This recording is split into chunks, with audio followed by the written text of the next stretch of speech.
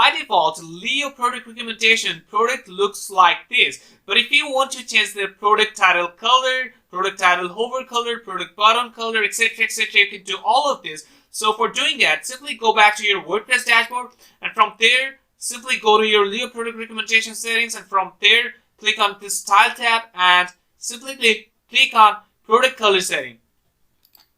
And from here, you can easily change the product title color, hover product title color, price color, etc., etc., a lot of different things. So let me just change the product title color. So for changing the product title color, simply click on select color, and here you'll get this color palette. So let me make the product title color something like this, and from here scroll down and click on save setting and go to your front end, and let's reload the page. Click on add to cart from here, and you can see that we have successfully changed the product title color.